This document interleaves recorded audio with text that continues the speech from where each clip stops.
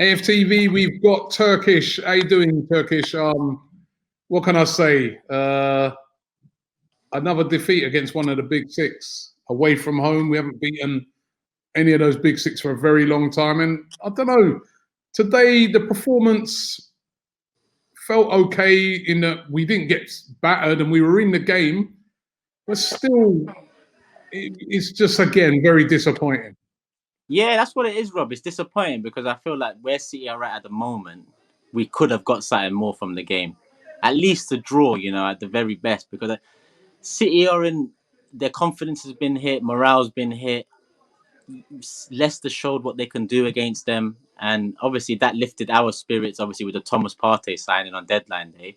That does that to fans. And we've been looking forward to seeing him. Obviously, we saw him for 10 minutes. It is what it is. I understand the decision. But like you said, it's disappointing, but I'm not surprised, Rob. I'm not surprised at all, to be honest. You say you understand the decision. Why not start Thomas Partey today? We bought him. We paid all this money for him. Great deadline day signing. We've all been moaning about signings and that. And we go and pull off a big one, and then we don't even play him. Yeah, well, Rob, you know how it is in this league nowadays. Everyone likes to use that reason, that reason for at least a game integration, a new league. And something that he said in his pre-match, which resonated well, is that Atletico's style compared to our style is very different. I'm not going to lie, I did want Partey to start, but I understand the decision that Arteta made. And what I need fans worldwide to understand is that Arteta can only do so much. I've seen criticism of Arteta tonight, post-result. And for me, we're making the same mistake that we made with Emery. And people can say we made that mistake with Wenger. But in essence, I disagree. I think with Wenger, he had enough chances to fix his issues and he'd become part of the problem. But with Emery, we're seeing the same thing happen here, Rob, don't you think? A bit of the same where people are playing out of position. You're wondering what formation we're doing. You're wondering what's actually going on. That's what it looked like today, in my opinion. But that's not down to Arteta, like it wasn't down to Emery. It's down to poor recruitment, poor support from above, inconsistencies, lack of everything else. Because Partey on the last day, Rob, what they've done is they signed him on the last day and then talked about, it was so difficult to get it done within 24 hours and big us up for that. Nah, because his release clause was that on the first day of the transfer window. You think I'm going to turn around and say, well done for doing it in the last 24 hours? I'm not. We should have had him from before, Rob. Like we should have added creativity from before. Yeah, but when you have him, though, you've got to play him, innit? Yeah, you got to play him. Obviously, you got to play him, but don't get it twisted. If we played Partey today, we still could have lost. No team we put out there, we could have lost. That's why it's easy to say in hindsight, he should have done this. Why not give it a shout then? Why not bring him on earlier? I mean, 8 minutes left. Listen, don't get it twisted, Rob. Let's get into Arteta and let's get into playing Willian false nine. Doesn't make sense to me. When I saw the team sheet, I thought, all right, Partey's not starting, but Oba's up top. I thought, that's all right. That's something different, to start the game. What do I see for 45 minutes? Willian up top. Like, that didn't make sense to me. But again, Rob, as much as I might question Arteta's decision-making tonight, even with Partey, he should have come on way earlier, if not start the game. As much as I question it, we can't guarantee any other team wins tonight. We can't guarantee that because we haven't fixed the issues we have. Yeah, you can't guarantee it's a tough fixture. We know that, right? But you've got Lacazette on the bench who scored 3 in his last 4. You've got Eddie Nketiah who's just set a new record in the England under-21s, beating Alan Shearer's record. So there's 2 strikers that are very high on confidence, and we're playing a false number 9. It just felt like there was a bit of overthinking today.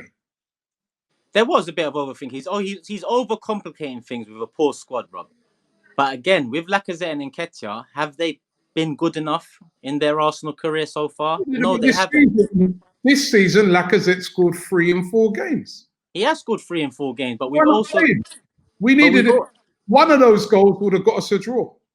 One of those goals could have, but at the same time, we can't. We've also seen Lacazette start games, and I'm a fan of Lacazette. I'm someone that supported him. We've seen Lacazette start games and fuck around. What happened against Liverpool away? He missed chance after chance and cost us in He that missed game. one chance. He missed one chance. No, one big that chance. offside, that chance that was flagged offside, I'm counting that because as a striker, I know you buried that. That affected his confidence for the next one. Your strikers, I saw Leeds the other day.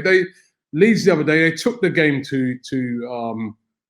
to Man City. I mean, Patrick Bamford, who's also misses a lot of chances in his time, they didn't drop him. He's seen from the start. I just didn't understand what was going on today with the false number 9. I understand it if you ain't really got any strikers or the strikers are injured or anything like that, but that yeah, felt. No.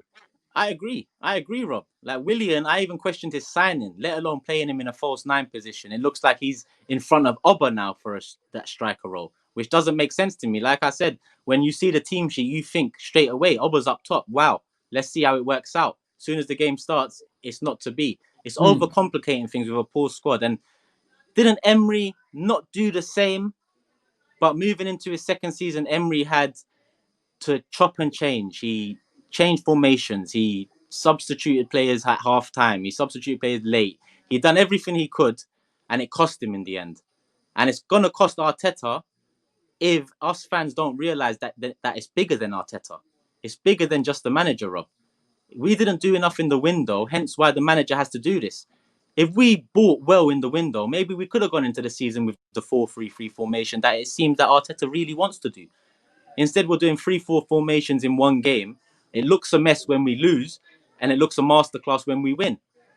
And that's all it's going to be for the next, few months until January. And you know in January we're not going to do nothing.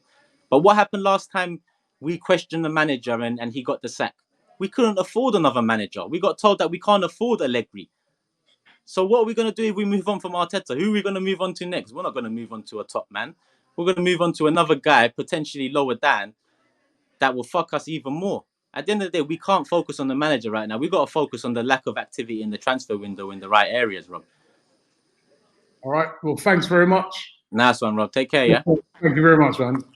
Nice one. Enjoy the party. This video is supported by Profit Accumulator. Profit Accumulator helps you to earn extra money by doing something called match betting. Match betting isn't gambling. And when you do it properly, and I mean properly, you can't lose. So get involved right now. Click the link in the description and sign up to Profit Accumulator right now.